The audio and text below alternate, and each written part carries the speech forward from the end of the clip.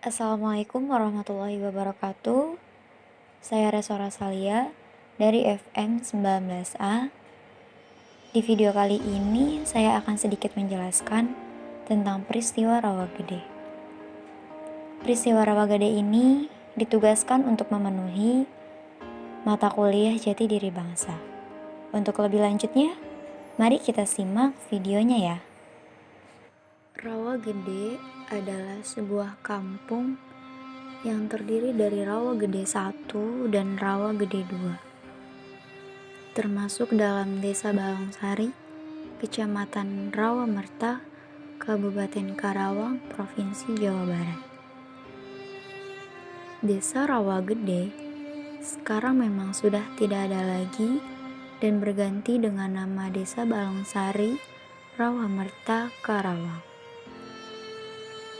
Meski sekarang Desa Rawagede sudah tidak ada dan berganti nama menjadi Balongsari, namun kenangan pahit tentang tragedi Rawagede ini menyisakan trauma tersendiri bagi warga desanya, khususnya pada beberapa saksi mata yang terlihat langsung atas tragedi tersebut.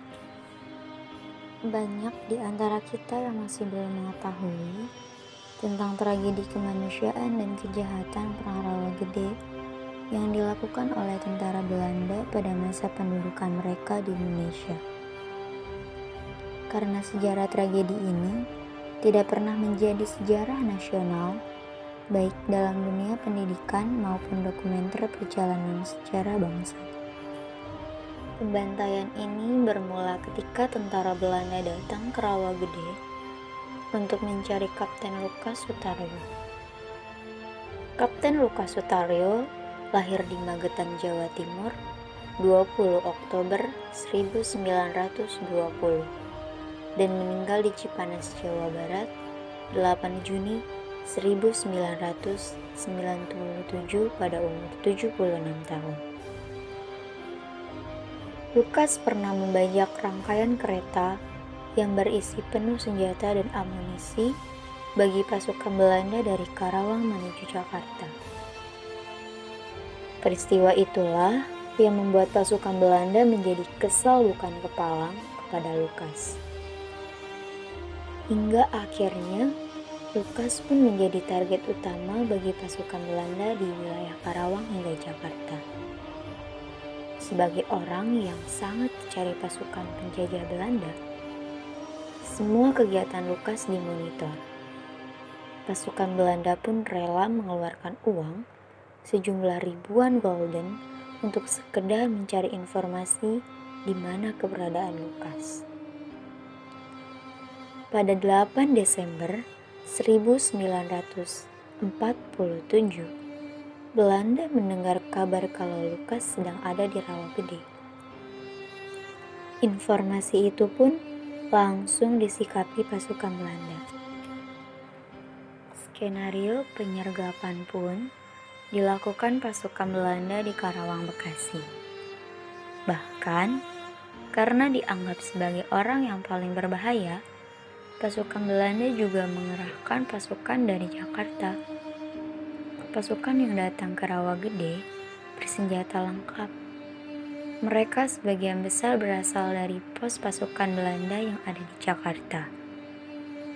Bahkan, pasukan Belanda sampai-sampai mengerahkan tank untuk mengakhiri perjuangan Kapten Lukas saat itu.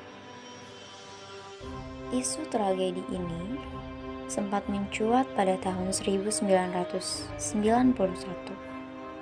Di mana kala itu Sukarman, anak dari salah satu korban pembantaian yang bernama Sukardi, seorang pejuang yang lolos dari tragedi pembantaian Rawagede, menulis buku yang berjudul Riwayat Singkat Makam Pahlawan Rawagede.